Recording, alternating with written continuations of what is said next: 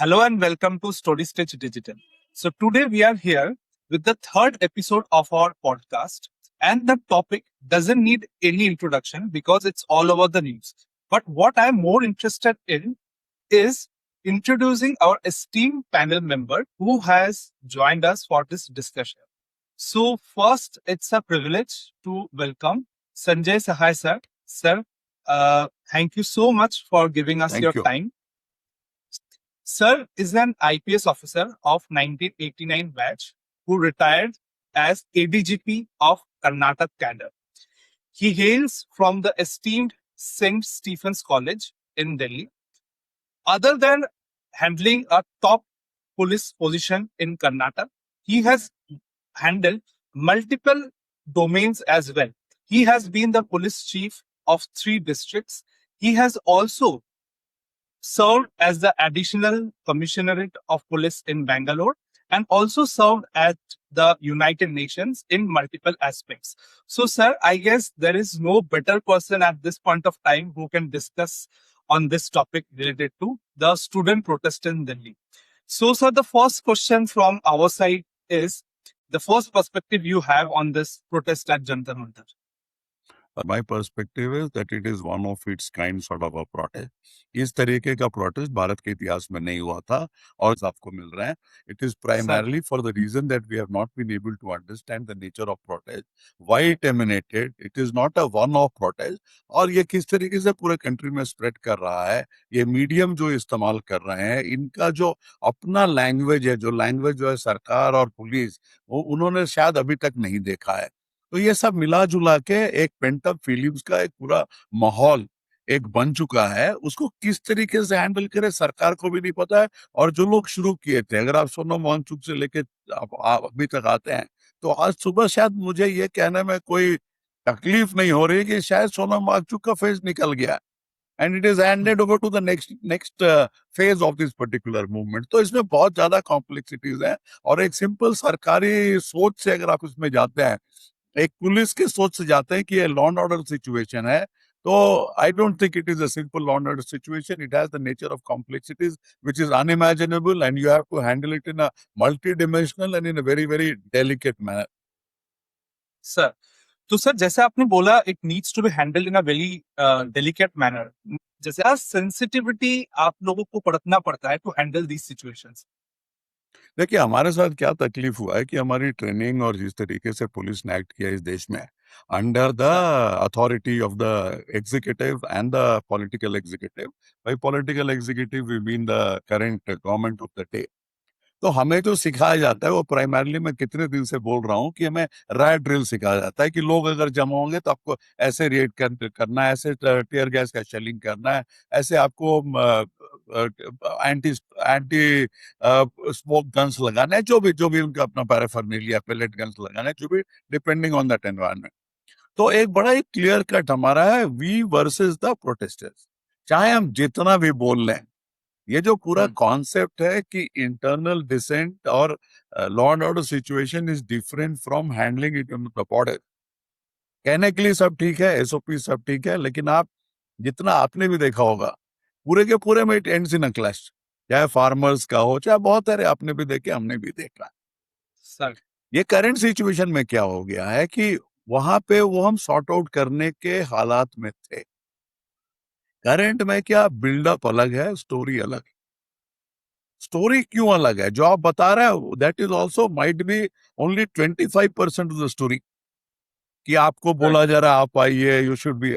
सबसे important aspect है where it is literally hitting the inner cord of a human being कि अगर मैं वहां नहीं गया तो I am not contributing. I am missing out on the making of history. I will be treated as a criminal और सम fellow who ran away when history was being written. And generations to come would basically look at me with disgrace. तो ये कहानी कैसे हुआ, किसने create किया, organic हुआ, मुझे नहीं पता. लेकिन आज के तारीख में वो स्टोरी रेडी है. अब जैसे लास्ट प्रोटेस्ट आपका हो, which I'm talking about the 20th of July. Leave aside whatever they did, that whatever they did not do on both the sides. It has been a complete intelligence failure on the part of Delhi police and on the part of Government of India and all other related agencies. Correct. Because your reactions no way showed that there has been a planning which is commensurate to the problem. Crowd management is not an isolated affair. It does not happen in midair. It is a very complex exercise which goes on much before the event and continues till much after the event. And every single piece of this jigsaw puzzle, it's a jigsaw puzzle. Why we fail in most of our crowd managements? Because we treat it as a crowd management. And our crowd management is very crude and very simplistic.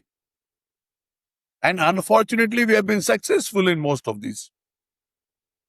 Because our parameters are different, we feel it is successful. And whenever we land into a real law and order situation, which is motivated by ideology, motivated by very inspired people who have their own philosophy and who are ready to die and ready to go to any extent, then we keep failing over and over again, which we have seen with Naxalism, which we have seen with large number of student movements. We have not been able to tackle in the manner we want.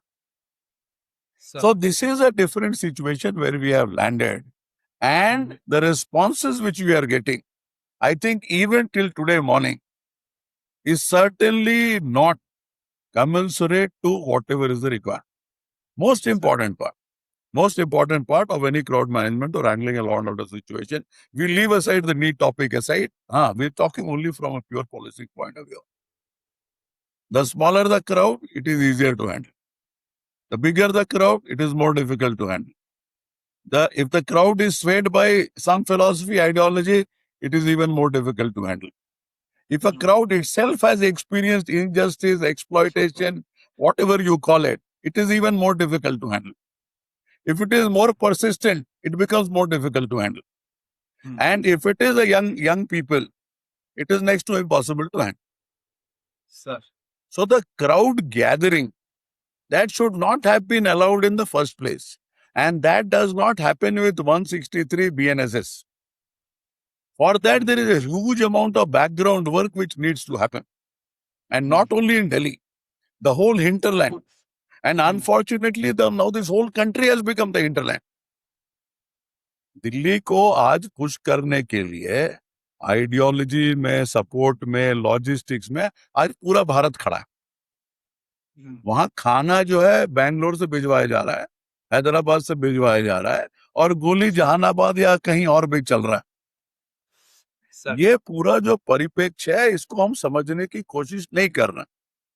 और जब तक हम इसे समझने की कोशिश नहीं करेंगे, मेरा अपना मानना है कि शायद आप इसको अगर सॉल्व भी कर लें या क्राउड को अब हटाने में आप जो है सक्सेसफुल हो भी जाए. This is not the end of the story. This is the beginning of the story. Let me tell you very clearly. It is a fight of the younger generation to dictate the destiny of this nation, because they are the people who will finally be ruled by whosoever it is.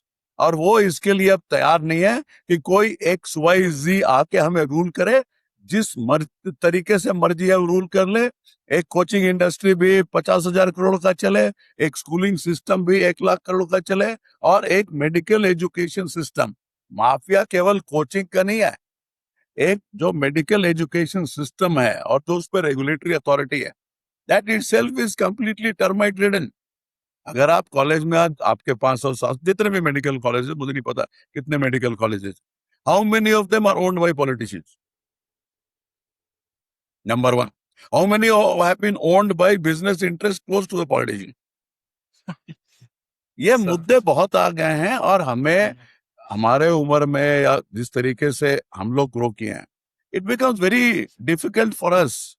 One is to find out, second to tell you on your face. हमारा जो upbringing, training जो भी है, तो एक दूसरे तरीके की शालीनता है. वो जो हमारा नेक्स्ट जनरेशन है, उनका एक दूसरे तरीके का शालीनता है. क्योंकि जब लाठी खा के भी रिएक्ट नहीं कर रहे हैं और लाठी खा के फिर दूसरे दिन आ रहे हैं, तो कहीं तो शालीनता है उनमें. उसमें तो कोई आप डिनाई नहीं कर सकते. हमारा अलग हो, उनका अलग हो, अब जैसे मैंने अभी तक जिंदगी में नहीं देखा कितने भी law and order situation handle किए कि टीयर गैस शेल का एक्सपायरी डेट निकाल के you are taking it against the police. Sir एक पेलेट का इतना रिसर्च करके और जो भी वो मेन स्ट्रीम मीडिया में आया it is not because that the mainstream media did the investigate, is because that the background work has been done by students themselves. और हर एक पॉलिटिकल पार्टी जो है सो पब्लिसिटी करती है, और आज के तारीख में पब्लिसिटी और प्रोपागेंडा में ज्यादा कुछ डिफरेंस नहीं रह गया है, हर एक पॉलिटिकल पार्टी करती है।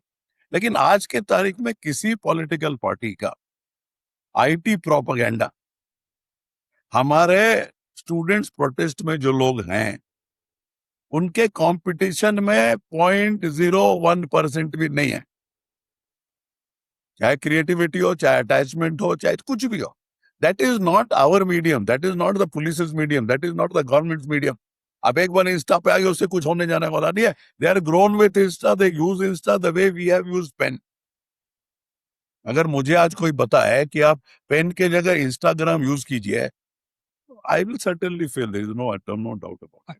And Sir, I sir. consider myself to be one of the very few people in Indian bureaucracy who has kept abreast with technology to the maximum possible limit. Nonetheless, एक है कि आपका वो स्वभाव है और दूसरा है कि हम उसको सीख के तब उसको आगे बढ़ाने की कोशिश कर रहे हैं with a very clear cut objective. उनके लिए वही जिंदगी है, वही लिविंग है, वही लैंग्वेज है, वही लिंगो है। अब जैसे हम कॉलेज में जब पढ़ते थे तो शायद कमला नगर में जो है वो कमला नगर को कमला नगर ही बोलता था, हम उसको केनैक्स बोलते थे। उस जमाने का वही लिंग होता। गुलाब जामुन मिलता था हमारे यहाँ तो हम उसको जी जैम्स बोलते थे। करेक्ट। हम कनॉट प्लेस को सीपी बोलते थे शुरू से, कोई भी मुझे नहीं लगता है कनॉट प्लेस बोला। So that is where we are. So that lingo has completely changed with the digital age, and that is what they live and practice, and that is the way they are supposed to be. Sir. लेकिन sir, दूसरा एक और aspect है कि Sir. जो हमारा funnel of employment है, तो फनल ऑफ एम्प्लॉयमेंट वहीं का वहीं रह गया ब्रॉडली। आज भी सिविल सर्विसेज उतनी ही सीट थे अंदाजन, आईआईटीज के बढ़ गए हैं, मेडिकल के बढ़ गए हैं, लेकिन 26 लाख 24 लाख बच्चे भी तो एग्जाम दे रहे हैं।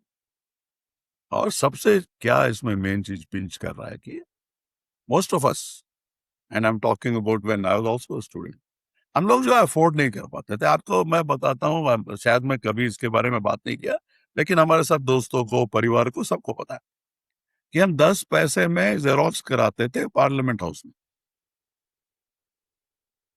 हमारा बहुत खास दोस्त है, नो मोर, उसके पिताजी जो है वो एमपी थे, मिनिस्टर थे उस समय। तो हम क्या करते थे, ये लेके किसी से अपना स्टडी मटेरियल लेके आए, नहीं तो वो जवाहर बुक डिपो में कहीं वो उसका जेएनयू के पास खरीदे उसको, वो भी पायरेटेड, और उसको फिर ले जाके 10 पैसे प्रति पेज के हिसाब से उसका हमने बनाया, और वो पढ़ के हम जहां पहुंचे वहां पहुंचे। Now the cost of education and cost of being ready for a competitive exam is so huge that it is become extremely difficult for anybody to gain entry. तो ये बहुत बड़ा एक बार पहले गैप, मतलब एक एवेन्यू भी रहता था पहले। मान लीजिए आपका आईआईटी में नहीं हो रहा and you are a very good student, आप अपना नंबर लेके बिट्स पिलानी में चले गए, और सारे कॉलेजेस का करीब करीब what do you say, the tuition fee structure used to be the same. मैं सेंट स्टीफेंस कॉलेज में पढ़ा, कौन सा फीस स्ट्रक्चर, कुछ भी नहीं था। वो 17 रुपए या 23 रुपए जो यूजीसी का रेट था उसमें हमने फीस दिया। अब बहुत लोग क्या कर लेंगे कि थोड़ा जो है रूम का और खाने का वो थोड़ा 2-4 रुपए इधर उधर हो जाएंगे। उस जमाने में 10-20 रुपए वो तो ह्यूज थी। कि Shri Ram college of commerce में हो सकता है हमारे से 20 रुपए ज्यादा ले लिए, और किरोड़ीमल कॉलेज में हमारे से 20 रुपए कम ले लिए। सर अब तो होता है कि वो फिटजी में ही शुरू हो गया, 2 लाख 4 लाख 8 लाख कोई। There is no end to the story. बिल्कुल सर, बिल्कुल right sir. So sir, addressing the elephant in the room now कि the Yes. NEET paper leak, जो मेन मुद्दा जहां से द प्रीकर्सर जहां से जी। शुरू हुआ, जी, what is the solution to this sir? जैसे ही मतलब क्या सिस्टमेटिक प्रॉब्लम्स है, क्या ब्यूरोक्रेटिक चैलेंजेस है, क्या माफिया का चैलेंज है, इसमें कैसे एड्रेस है? अब आप देखिए, बहुत लोग का उसमें अलग अलग ओपिनियन है, लेकिन मेरा अपना मानना है कि एक इंस्टीट्यूशन बिल्डिंग सबसे इम्पोर्टेंट होता है और इंस्टीट्यूशन का कैपेबिलिटी सबसे इम्पोर्टेंट होता है। एक बार वो आप जो है 2-4 साल में अगर आप बिल्डअप कर लिए, स्टेज बाय स्टेज बिल्डअप होता है। पहले के जमाने में चैलेंजेस नहीं थे। मान लीजिए जब यूपीएससी एक एग्जामिनिंग बॉडी के तरह से वो जब डेवलप कर रहा था, तो इस तरीके के मल्टीफेरियस चैलेंजेस नहीं थे। उसको बनने में और अपने को एक लेवल में पहुंचाने के लिए मेहनत की जरूरत हुई, लेकिन चैलेंजेस नहीं थे। और आपको खुद मेहनत करके उसको उस तरीके का एक बनाना है। आईआईटी देखिए, तो 5 आईआईटी आपके बन गए लेट 50s या अर्ली 60s, जब भी वहां से शुरू होके धीरे धीरे एक आईआईटी जो है, आईआईटी एग्जाम जो है हर एक साल चलाता था। हर एक एग्जाम हर एक साल जो है जो भी आईआईटी होता था वो चलाने में सक्षम होता। Either the institution should have the technical capability and the domain, and then the recruitment and do the exam, or else it is an examining body which is created by the constitutional mandate or a legal mandate, whichever we call it, then it is empowered to do in the manner it wants, which primarily means that you have a stake in whatever you are doing. Now, most of these exams which we are talking about fall into two categories. एक पहला category है जो पहले से ही corrupt और completely useless रहा है। वहां लीक वीक का धंधा नहीं है, वहां धंधा ही गोरख धंधा है, which is the case with most of the public service commission. जो मैं जितना छोटा था उस समय भी, नाउ इट इज झारखंड, उस समय बिहार था, उसमें रोज का यही धंधा था। और वहां से लेके आज तक 2026 में, मैं आपको 70s का बात कर रहा हूँ, आज 2026 में कर्नाटका में, वो कहा ईस्ट इंडिया, ये कहा south India, different culture, different world. 40-50 साल में पूरा दुनिया ही बदल गया। आज भी जो केपीएससी का चेयरमैन है, अपने बेटे को बेटी को घुसाने के चक्कर में लगा हुआ। ये सभी और सौ केपीएससी के गवर्नर वाला। हाँ, और केपीएससी में आज ने वो करीब करीब हरदम ही कुछ ना कुछ होते रहता है। कभी कोर्ट केस हो गया, कभी हो। तो ये दूसरा कैटेगरी है विच आर ब्रांडेड। इनका यह चरित्र है और सरकार इनके बारे में भूल भी गई थी, लोग भी भूल गए थे कि इसमें अगर घुसना है तो ऐसे ही घुसना है। चैलेंज आता है कि जहां उसको स्वच्छ होना था वो एग्जामिनेशन, और उसके ऊपर से एग्जामिनेशन जो बनाया ही गया स्ट्रीमलाइन करने के लिए, नीट क्यों बनाया गया? नीट एग्जाम इसलिए बनाया गया कि इंडिया में medical education completely college management mafias के कंट्रोल में था। और Karnataka has been a very good example since the days of Manipal. आज नहीं, वो 50 साल हो गए उसके।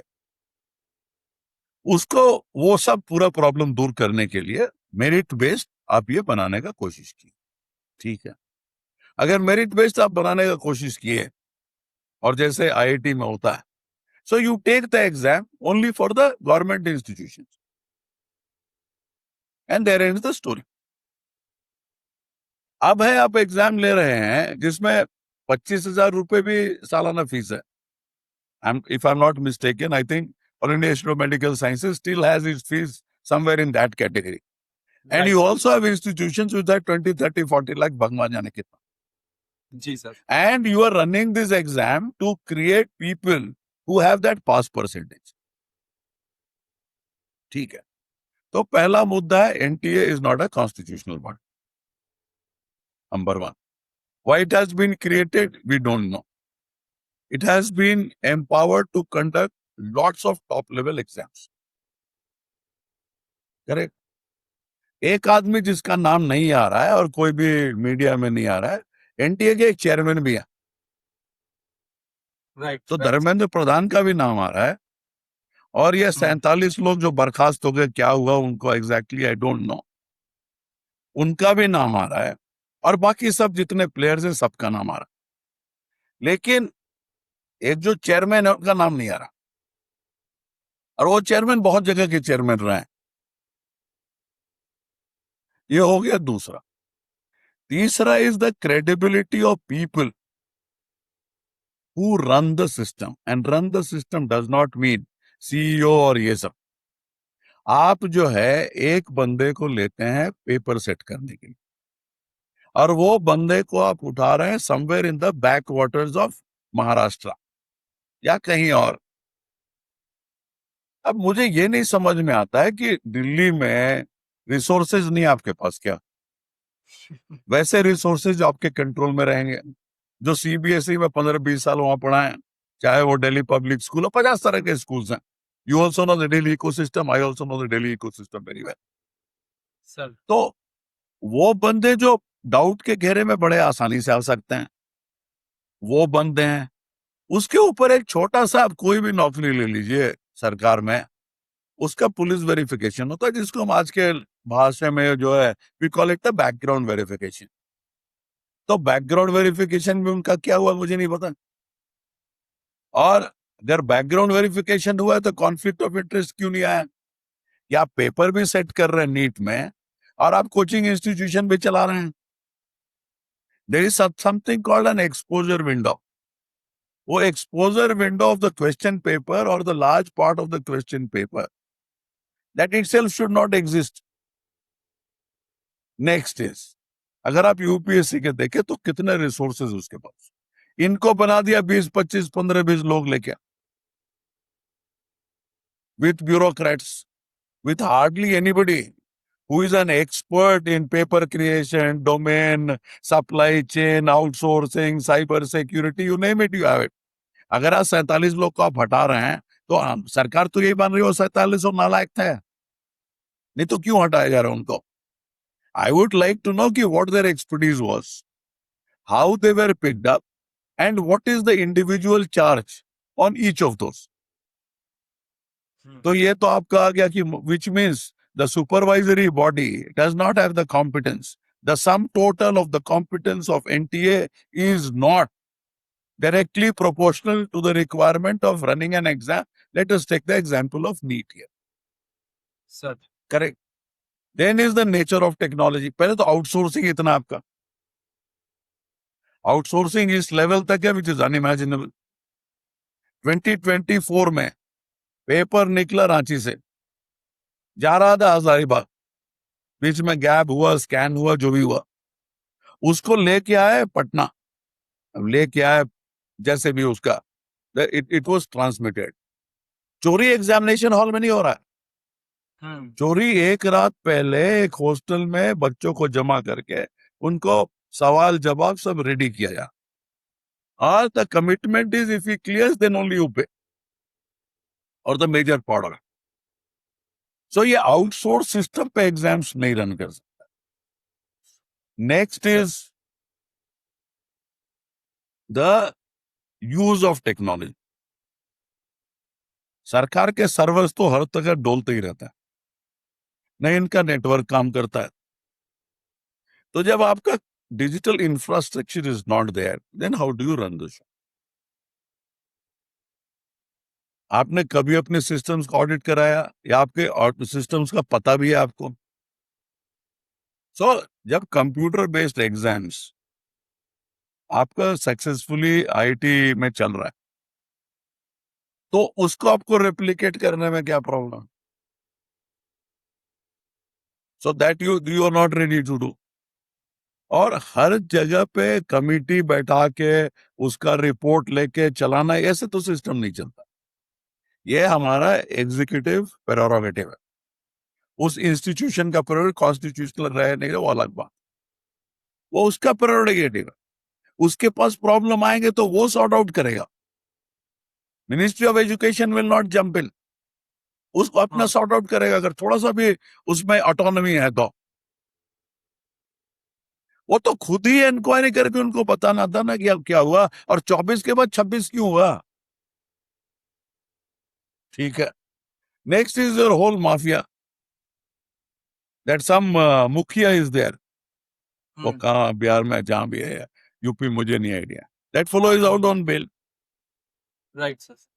तो एक तरफ आपके paper, and the worst part is 2026 the paper has not leaked. वो वहां से लाके वो दिए, याद करके दिए, फोटो करके दिए, और वो अपने को इतना स्मार्ट समझते हैं कि उसको गेस्ट पेपर के नाम पे चलाया। So you understand the nature of the problem, right? whether from the minister till the last person, do they even understand the nature of the problem? और अगर ये सक्सेसफुल, मान लिए कि नीट का एग्जाम सक्सेसफुल हुआ, तो जो एग्जाम मान लीजिए हाइपोथेटिकल 5 करोड़ में चल सकता है, उसको 500 करोड़ में हर एक साल चलाएंगे। आप इंडिया के एयरफोर्स से और इंडियन आर्मी लगा के आप एग्जाम चलाएंगे, और you want to maintain this crisis situation for all times to come. अब जैसा नया कानून आ रहा है, पुराना कानून में क्या तकलीफ था? कितने लोग को कन्विक्शन हुआ? किसी को नहीं हुआ कन्विक्शन। जब किसी को कन्विक्शन नहीं हो रहा है तो डर किसका? The next part is that it is presumed and it is seen at large number of places that there are political connections also, directly or indirectly. तो ये पूरा इकोसिस्टम मैं आपको बताने का कोशिश कर रहा हूं, और इस Sir. इकोसिस्टम में ये हो रहा है। Now the government knows all these things. Sir उनको ब्लूप्रिंट लेके आना है, स्टूडेंट से डिस्कस करना है, एक्सपर्ट से डिस्कस करना है। एक्चुअली इनको एक्सपर्ट्स को बनाना है, ये पूरा सिस्टम एक्सपर्ट्स को क्रिएट करना है। सरकार में क्या हो गया, it is nothing to with this government और दैट गवर्नमेंट। सरकार में एक्सपर्ट्स गवर्नमेंट के हिसाब से चलते हैं कि ये गवर्नमेंट में वो एक्सपर्ट हो गया, वो गवर्नमेंट में वो एक्सपर्ट। अगर आप बाहर दुनिया में जानते हैं ना, तो आपको एक ही एक्सपर्ट मिलेगा। अगर आप किसी शहर में, मान लीजिए आप दिल्ली में, so who is the best heart surgeon इन दिल्ली और टॉप 5, आपको वही नाम मिलेंगे। लेकिन आप पूछिएगा कि साइबर सिक्योरिटी के लिए एग्जाम रिलेटेड प्रोमेट्रिक करके एक बहुत बड़ी कंपनी थी, अभी भी है, वो पूरे दुनिया में चलाते हैं। सैट भी चलता, जीमैट भी चलता, सब कुछ चलता है। आपने कभी स्टडी किया? वो आप कोई रिटायर्ड जज को ले आएंगे, कोई ब्यूरोक्रेट को ले आएंगे, तुम स्टडी करो, वो क्या स्टडी करेगा? वो first I would like to know his competence. ये तो नहीं होता है कि मैं किसी एरिया में सक्सेसफुल हुआ तो हम जाके दूसरे एरिया में बैठा हो तो हम सक्सेसफुल हो जाए। क्या वो डॉक्टरेट लेके आया, वो फलाना, उसे कोई अंतर नहीं पड़ता। हमने बहुत एरिया को देखा है, बहुत बहुत पढ़ाई करके आया। Delivering is something different. Even otherwise, most of the government institutions, organizations, they don't believe in delivery. कुछ करते हैं, we are lucky that we have them, कि हमारे पास IITs भी हैं, IIMs भी हैं, लेकिन अगर 99% आप पूरे सिस्टम को देखें तो आपका किस स्टेट में आपका स्कूलिंग अच्छा चल रहा है? कोई भी government, any government can pick up and set it right, why it is not being set right? तो ये मल्टीफेरियस प्रॉब्लम है। There are 6 blind men who are trying to decipher the contours of the elephant, and most of them are catching the tail and calling it the tusk, सूंड जो भी बोलते हैं। Sir sir पहली चीज तो sir, जैसे हम देखते हैं चाइना का model, they have been conducting these competitive exam so brilliantly. तो क्या सर, मतलब क्या उनके पास है जो हम नहीं अडॉप्ट? आई थिंक कैबिनेट ने एक बिल अप्रूव भी, stricter punishment etcetera etcetera, the precaution is better than cure. तो आपका क्या राय है सर? देखिए, पहला जो है, अगर आप ये सोचते हैं कि आप कहीं का सिस्टम जो है आके यहाँ रेप्लिकेट कर दे और बहुत सक्सेसफुली रेप्लिकेट हो जाएगा और बहुत अच्छा से चलेगा, that does not happen. I will give you a very small example. एक जो है, we have a very famous university in Gujarat, that is known as the National Forensic Sciences University, which happens to be, I think, world's only forensic sciences university and a leading one. तो एक बार मैं गया था हमारे सरकार की तरफ से स्टडी करने के लिए कि हम यहाँ भी वो बनाना चाहते हैं। तो जो भी हमारे ऊपर लोग थे गवर्नमेंट में, तो उन्होंने पूछा, और हम लोग अहमदाबाद में थे, कि हम लोग कर्नाटका में क्यों नहीं बना सकते? It will be a compliment to the current vice chancellor. मैं बोला क्योंकि डॉक्टर व्यास नहीं है। ठीक है। फिर दूसरा है कि हम क्यों है आईपीएस ऑफिसर को वहां पोस्ट नहीं कर सकते हैं और उसको लंबा टेन्योर पे डाल सकते हैं? तो मैं बोला कोई आईपीएस लंबा टेन्योर पे आपके फॉरेंसिक साइंसेज यूनिवर्सिटी में नहीं काम करेगा, वो दूसरे करियर के लिए आया है, वो फॉरेंसिक साइंटिस्ट नहीं है। तो मैं ये बताना चाहता हूं कि आप स्टडी कर सकते हैं वहां का, आप कई और जगहों का स्टडी कर सकते हैं, उसको लेके आपको अपना ब्लूप्रिंट बनाना है। वो ब्लूप्रिंट को चलाने के लिए आपके पास ह्यूमन रिसोर्सेज, आपके पास फाइनेंशियल रिसोर्सेज, आपके पास टेक्निकल रिसोर्सेज, आपके साथ domain expertise and somebody who can stitch everything together. जो सप्लाई चेन जैसे होता है ना, उसी तरीके का सप्लाई चेन, वर्क फ्लो, जो भी आप बोले, उसको एंड टू एंड इतने बढ़िया तरीके से उसको स्टिच करे कि there is no gaps anywhere.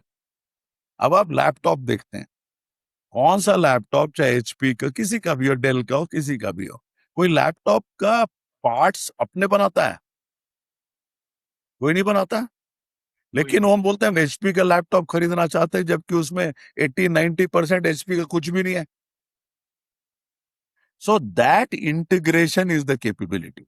और वो लेवल का seamless integration which can deliver, it happens over time. उसके लिए वो तपस्या है. आपको इनपुट कंट्रोल पता है, आपको आउटपुट कंट्रोल पता है, ये प्रोसेसिंग का पूरा दायरा आपको नहीं पता, या बहुत कम पता है. उसको आइटरेट कर करके आपको नियर परफेक्शन पे आता है. आप कुछ भी फेल कर सकता है, बट नियर परफेक्शन पे. अब जैसे आज भी मैं बोलता हूँ कि आपके साथ पॉडकास्ट में बैठा हूँ और मैं बहुत लेक्चर्स देता हूँ, और जब भी मैं वो लेक्चर्स का तैयारी करता हूँ, मुझे लगता है कल मैं गारंटी फेल कर जाऊं. लेकिन फिर मुझे कहां से भरोसा आता है कि मैं 800 लेक्चर्स दिया हूं and everyone has turn out to be successful, और हरदम मेरे में फिर यही फीलिंग आया, तो बॉस करते रहो, लास्ट में घुस जाना. सबसे बड़ा चैलेंज क्या? ये सब तो फिर भी आप ओवरकम कर सकते हैं अगर आपके पास खुला दिमाग है, रिसोर्सेज खुलाने को तैयार. सबसे बड़ा चैलेंज इस देश में है कि कोई भी सरकार इंडिया में फेल ही नहीं करती. आप कोई भी चीज ले लीजिए दुनिया का, वो मानने को तैयार नहीं वो फेल किया है. जिस तरीके की हमारी आईटी कंपनीज है, वो कभी नहीं फेल करती हैं, लेकिन वो कभी सक्सेसफुल भी नहीं होती हैं. सर तो ये जो attitudinal change has to happen.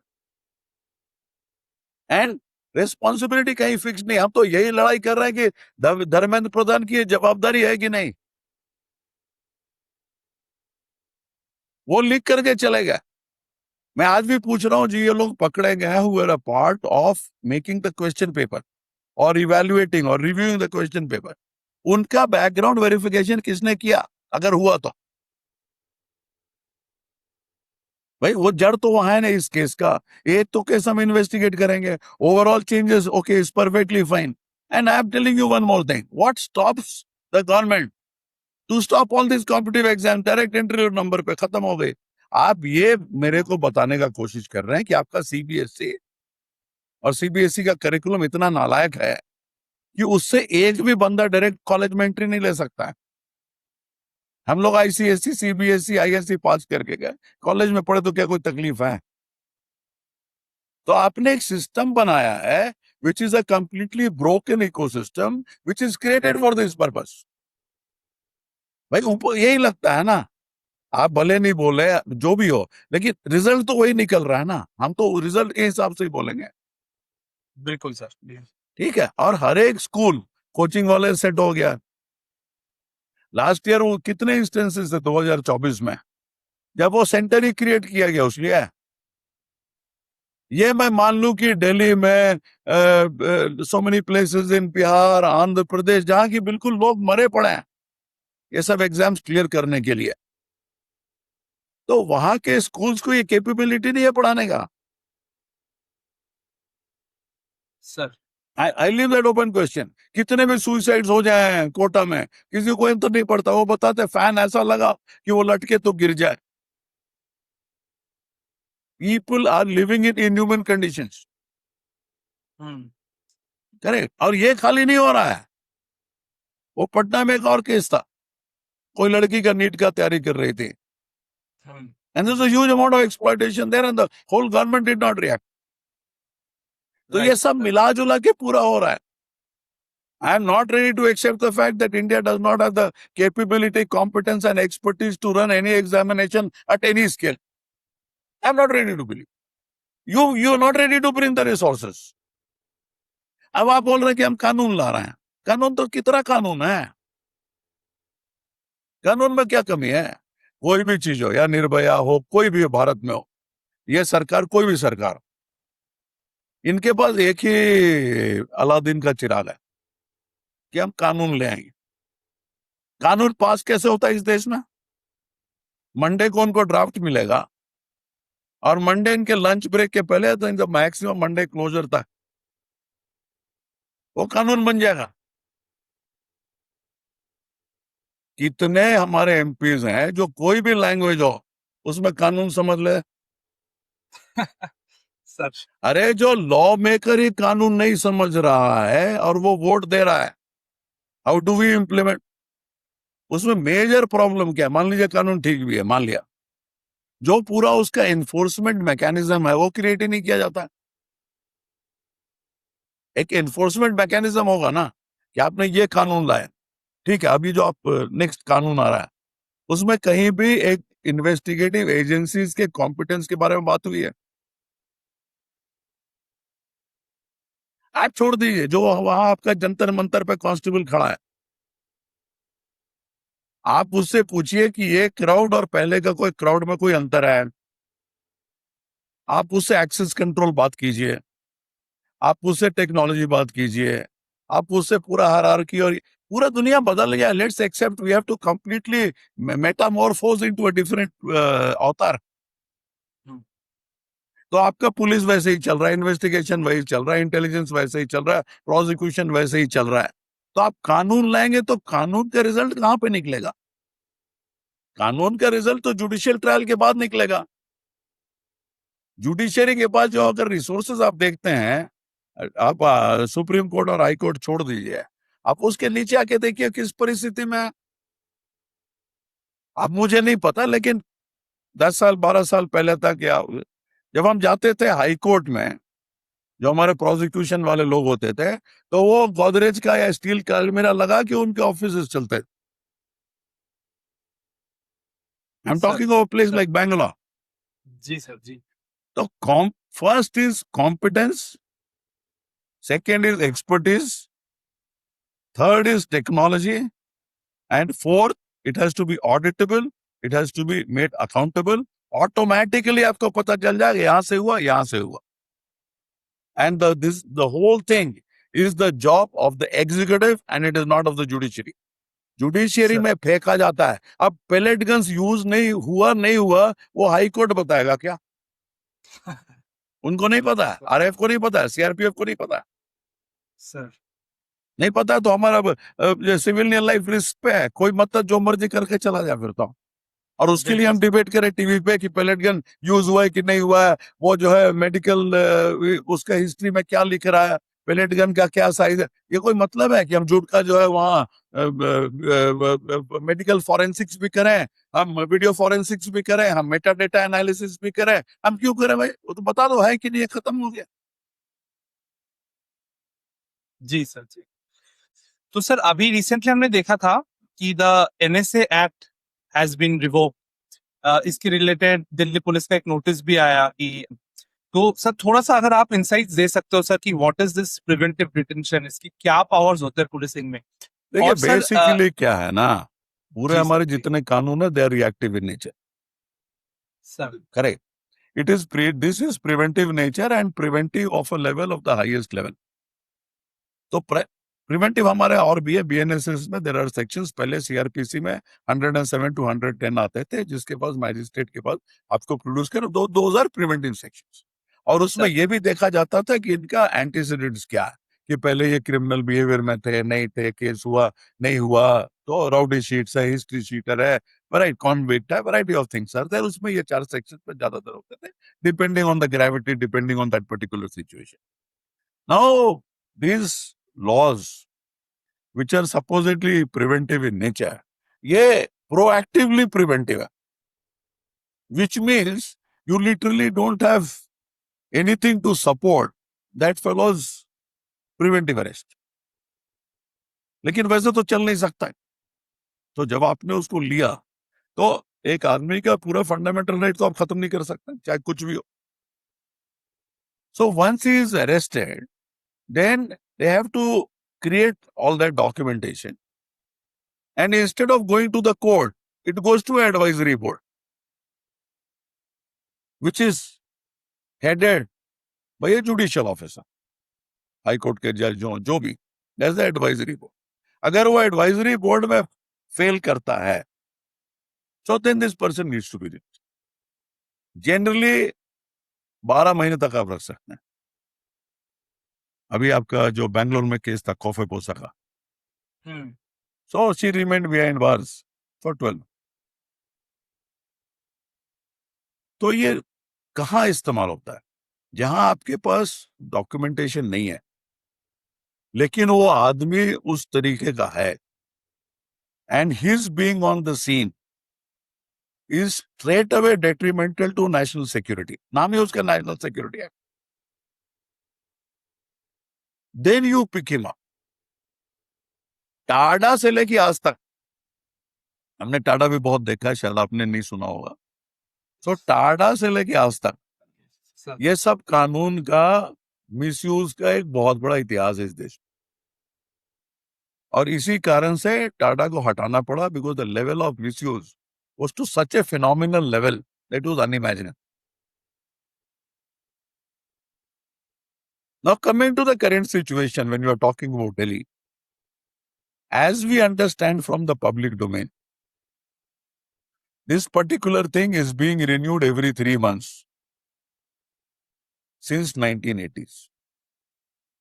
If that is the case, then it becomes routine.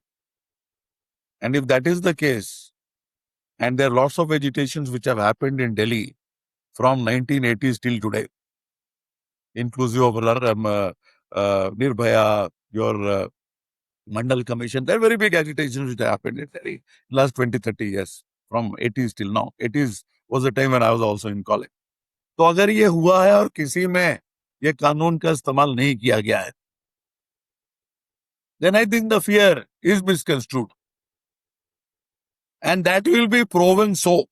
That will be proven so if it is not used against the student protesters. तो दोनों तरफ से आपको मैंने बता दिया कि this is where we stand. Right, sir.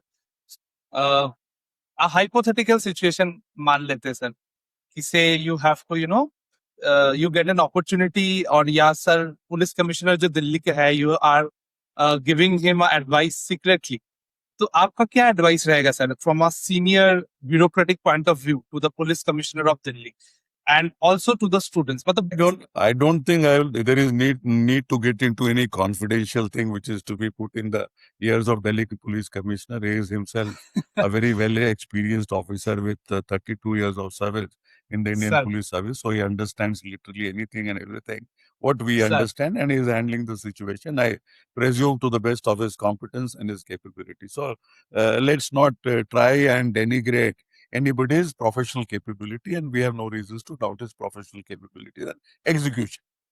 Right. One advice which I still need to give is that this particular agitation is a different animal. और इसको अगर आप एक एजिटेशन और प्रोटेस्ट के तौर पे खाली लेते हैं, देन आपके ज्यादातर एक्शन गलत होंगे. अगर इस एजिटेशन को आप पूरे तरीके से समझ के, और इसमें बहुत दिमाग चाहिए बिसाइड्स पुलिसिंग, और पुलिस कमिश्नर के साथ बहुत और ऐसे लोग, सरकार के लोग, जिनके पास बहुत कुछ ज्ञान है इस क्षेत्र का, और कुछ जो अभी उसमें लगे हुए हैं इस एजिटेशन में. देखिए, सरकार में हम सब काम ऊपर नहीं करते हैं, and that is how government, वो उस तरीके से गवर्नमेंट्स रन नहीं करता है. Correct. So there are an number of mechanisms to understand the nature of the movement, the depth of the movement, the intensity of the movement, the inflammability of the movement.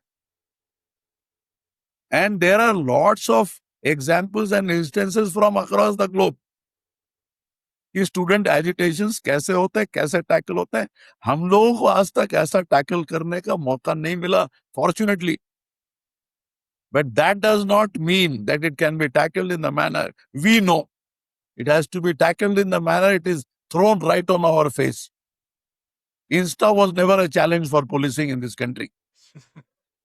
Sir. Might be the biggest challenge to policing this type of a movement. Today is Insta. You are closing communication channels by what? By jammers. या telecom communication companies को बोल के आप वहां से internet हटा दे रहे हैं. मैं कल देख रहा था कि there are apps which run without internet, which creates a relay chat. And if large number of people in that half a kilometer, 1 kilometer radius, they are using that, it becomes a proper network and it runs very smooth. और एक नहीं है, Right, बहुत sir. तेरे हैं ऐसे. जी आपने sir. वो अरब स्प्रिंग्स में देखा, अब बहुत पार हुआ है, पूरे का पूरे क्लैप डाउन हो गया, कम्युनिकेशन रुका ही नहीं कहीं. तो जो चीज नहीं हो सकता है उसको हम प्रयास करने की जगह पे जो चीज हो सकता है वो हम करें. नेक्स्ट, कितना पॉसिबल है नहीं पॉसिबल है मुझे नहीं पता. एक फेयर लेवल ऑफ ट्रांसपेरेंसी तो मेंटेन करना पड़ेगा. Fair level of transparency. Governments have never been fair in transparency. यहां तक अब आ गया है कि even the judiciary is saying कि आप मेरा वीडियो फुटेज निकाल के नहीं चला सकते. सर. नहीं बोल रहे हैं तो this is where we stand. And Yes, sir. there is nothing wrong in accepting a mistake while you are moving on an untrodden path for the benefit of the younger generation and the nation. अगर गलती हो गई तो हम बोले हाँ गलती हो गई, नहीं होना चाहिए था. क्योंकि आज के तारीख में जितने लोग भी सक्सेसफुल हो रहे हैं, चाहे टेक्नोलॉजी में किसी भी एरिया में देखिए, वो रोज गलती करता है. तो करके सीख के आगे बढ़ना है. And policing certainly needs total transformation, there is absolutely no doubt. Right sir. Right. जहां तक स्टूडेंट्स का सवाल है, या आप पुलिसिंग क्यों ले रहे हैं, आप गवर्नेंस ही लेके चलिए ना. आज जो है elected representatives, people who are in the government, people are outside the government, उस एलिट में या उस कैटेगरी में या उस ग्रुप में या उस कम्युनिटी में, उसमें कितने लोग को पता है कि what is the thought process of students. एक बंदा अपना पढ़ाई छोड़ के आके यहाँ एक स्टूडेंट ये लीड कर रहा है, उसके करियर का पता नहीं, जिंदगी का पता नहीं. अगर ये भीड़ नहीं जमा होता तो शायद वो जेल में होता. वो इस तरीके का रिस्क, कोई उसके पास ना उस तरीके का रिसोर्सेज नहीं है, ना उसके पेरेंट्स के पास रिसोर्सेज है, वो ये काम कर रहा है. और दूसरे जगह जो वेल एस्टेब्लिश पॉलिटिशियन है उसको यहां से उठा के कल दूसरे जगह मिनिस्टर पर कुछ भी हो सकता है, तो कुछ भी बनाया जा सकता है, पूरे पावर तो आपके पास है. वो उससे स्टेप डाउन करने को तैयार नहीं है, तो दोनों आप कंपेयर कर लीजिए, आपको खुद पता चल जाएगा. बिल्कुल sir. The attitude of a person while he is struggling to get a position and power, and his complete transformation of that attitude when you get that position, power and the post, is the biggest enemy of this nation, market. ठीक है. अब students का जहां तक बात आता है, cause तो सरकार भी बोलती है कि कॉज तो है ही है, मिस्टेक्स हुए ही हुए हैं, उसमें कोई is no denying the fact. अब आप सोच के किए, नहीं सोच के किए, कैजुअल तरीके से किए, गफलत में हुआ, लेकिन जो पूरा जो बना है वो अपने आप से नहीं बना है वो system. So that is a reality. Second is, might be this is the only opportunity for them. हम तो भूल गए थे कि ये बच्चे कुछ करेंगे भी जिंदगी में. हमारा तो यही मानना था कि दिन भर ये सोशल मीडिया पे खेलते हैं, दे टॉक ऑफ एंटाइटलमेंट. इन्होंने कोई तकलीफ नहीं देखा, इन्होंने क्राइसिस नहीं देखा, they can not handle hard days, they can not remain, they don't have restraint, वो जो मर्जी हमारे मुंह पे बोलते हैं. But today that is turning out to be their biggest strength. वो मोदी जी को भी मुंह पे बोल रहे हैं, सबको मुंह पे बोल रहे हैं, हमारे को भी मुंह पे बोले, आपको भी मुंह पे बोले, मीडिया को भी मुंह पे बोल रहे हैं. सर. वो एक तरह एक बार डांस भी करते हैं, एक बार कम्युनिकेट भी करते हैं, एक बार वो उस तरीके का सीरियसनेस दिखाते हैं जो हमने अपने जिंदगी में नहीं देखा. तो ठंडे दिमाग से ये प्रोटेस्ट को चलाना है. वो क्या अचीव करना चाहते हैं थोड़ा हमें पता है, वो क्या इस भारत का मानचित्र वो क्या बनाए हैं अपने दिमाग में, वो मुझे भी नहीं पता, आपको भी नहीं पता, किसी को नहीं पता, शायद उनको भी पूरा नहीं पता. बिल्कुल सर. हाँ, तो एक अच्छे कॉन्शियस से proper genuine constitutional agitation and एक बार बोलते हैं ना कि अगर आपका दिल साफ है और आप जो है बिल्कुल ही पाक तरीके से सब कुछ करना चाहते हैं तो द फाइनल वर्ड इज कायनात कायनात आती है और उसको सक्सेसफुल करने में आपका हेल्प करती है या सक्सेसफुल करवा देती है. We are Sir. At that crossroads of history, destiny, and future of this country. And we don't expect anybody, whether the government or the students or the media or anybody who is a major stakeholder, to push this country to a precipice. Right, sir. Well said, sir. Thank you. Thank you so much for your deep, insightful words. So, sir, once again, thank you very much for your time. And I hope your fruitful insights will help Thank all you, our Pratyush, audiences. for the Thank you, sir. opportunity. Thank you. And let this message go and let all of us move into a better and a brighter future. Thank you. For sure, sir. Thank you. Thank you, sir. Thank you.